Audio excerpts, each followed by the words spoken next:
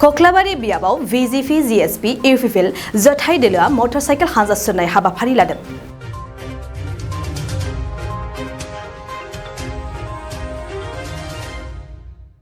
जानो गोनां कक्लाबारि बियाबनि उफ्रा बिसायख'थियाव देरहासार जागोनखौ मिजिंथिना रंजानायजों गोजोननि थाखाय मटरसाइकेल हानजा सुरदों मित्रजोत दोलोआ। बे मटरसाइकेल हानजा सुरनाय हाबाफारिखौनो बेखेवनानै होयो सानजा क'क्राझार बियाबनि MLA लरेन्स इस्लारिया।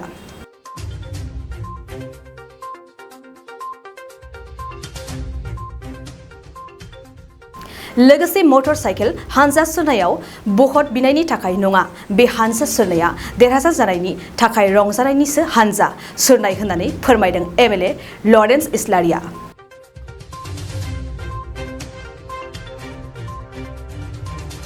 दिनैनि बे मटरसाइकेल हानजा सुरनायाव गासै 400निफ्राय 500सो मटरसाइकेल सालायगिरिफोरा बाहागो लादोंमोन।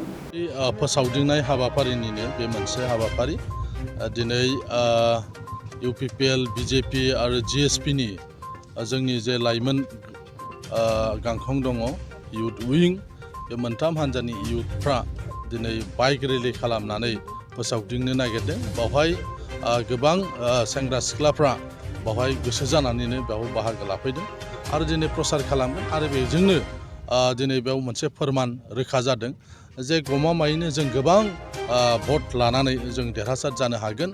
मानोना बेबायदि खुनु खना खनला गामि गैबावला जेराव UPPL, BJP आरो GSP हाबै दा रायजो राजाफ्रा अनसायदों। ओरैनोबो बयबो मिथिखागौ बाइ इलेक्सनाव रुलिं पार्टियानो देरहायो, बे जाफ्लायबाय थादों।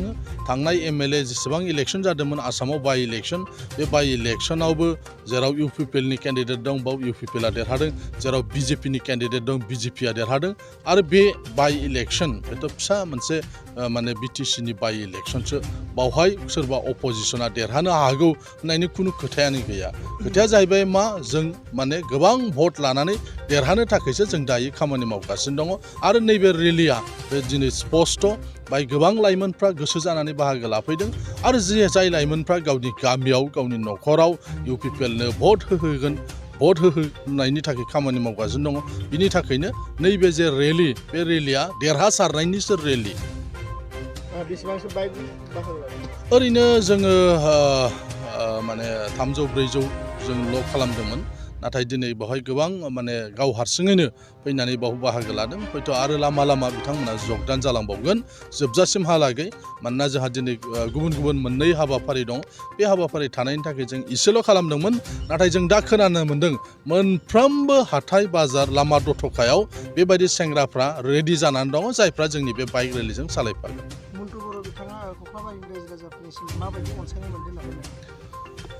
मन्टु बर'आ गोबाव सम दुलाराय बर' फरायसा आफादाव थानानै बे खामानि मावबोदों आरो गुबुन गुबुन माने ससियेल अर्गेनाइजेसनफ्राव थानानै खामानि मावदों, जेरै क्लाब बायदिसिनाफ्राव।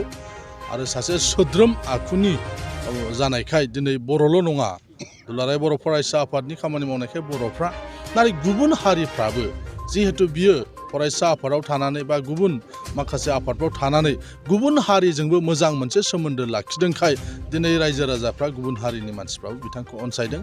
सासे नोरोम आखुनि मानसि, सासे सोद्रोम माने आखुनि मानसि होननानै दिनै गुबुन हारिफ्राबो बिथांखौ अनसायदों आरो जायनि थाखाय नोंथांमोना नुगासिनो दं जे गुबुन हारिफ्राबो लोब लोबै बेयाव बाहागो लादों। मैयासो नैबे बाइक रेलि जानाय खाथियाव मोनसे मेल जादोंमोन, बे मेलाव गुबुन हारिनि गोबां रायजो राजाफ्रा बिसोरबो बाहागो लादों। बाथ्राया बियो सैथो जे समस्तिखौ आगोल शिबा लादोंमोन बा बे समस्तिनिफ्राय शिबा देरहादोंमोन। दा बेखौ देरहायोब्ला बे समस्तिनि मानसिफ्रा दाबि खालामनाया बेयो साभाबिक। दिनै जोंनि बिटिआरनि चिफ बिथाङाबो बुंदों जे मन्टु बर' देरहायोब्ला बेनो मोजां मोनसे खाबुखौ होनाय जागोन, जे खाबुनि गेजेरजों बिथाङा समस्तिनि जौगाखांनायनि थाखाय खामानि मावनो हागोन। আজি আমাৰ 22 নং কক্লাবাৰী পৰিষদীয় উপ নিৰ্বাচনৰ প্ৰতি লক্ষ্য ৰাখি আমাৰ বাইক ৰেলী, আমাৰ যুৱ শাখা UPPL, BJP আৰু GSPৰ যুৱ শাখাই এই বাইক ৰেলী আয়োজন কৰিছে। আৰু এই বাইক ৰেলী আচলতে নিৰ্বাচনৰ ৰেলী নহয়, কেৱল এই বাইক ৰেলী আমাৰ বিজয়ৰ ৰেলী, এই বাইক ৰেলী আমাৰ শান্তিৰ ৰেলী। আৰু এই বাইক ৰেলীয়ে শান্তি আৰু প্ৰগতিৰ মাধ্যমেৰে আমাৰ ইয়াত বিকাশ যে আহি আছে, এই বিকাশৰ পথ যে প্ৰশস্ত হৈছে, সেই বাৰ্তা ৰাইজৰ মাজলৈকে কঢ়িয়াই লৈ যাব। বিজেপি দলৰ পৰা কেনেকুৱা বিজেপি দল আমি যিহেতুকে আমাৰ অসম চৰকাৰ আৰু BTRত আমি মিত্ৰ দল হিচাপে আমি চৰকাৰ গঠন কৰি আমি চৰকাৰ চলাই আছোঁ। গতিকে ইয়াতে সম্পূৰ্ণ সহযোগিতা বিজেপি দলৰ তৰফৰ পৰা আছে আৰু ইয়াতে প্ৰতিগৰাকী কাৰ্যকৰ্তাই আমাৰ নিজৰ নিৰ্বাচন বুলি একেবাৰে উঠি পৰি লাগিছে। গতিকে বিজেপিৰ কাৰ্যকৰ্তা সমৰ্থক শুভাকাংক্ষীৰ যিমান ভোট আছে সকলোখিনি মিত্ৰগোষ্ঠীৰ আমাৰ কেণ্ডিডেটে লাভ কৰিবলৈ সক্ষম হ'ব। বিজেপি দলে যে তাক সহায় কৰিছে সেই হিচাপে মনটো বৰ আপোনালোকে কাৰ্যবাহী সদস্য বা সদস্য হিচাপে বিচাৰে নেকি কাৰ্যবাহী সদস্য?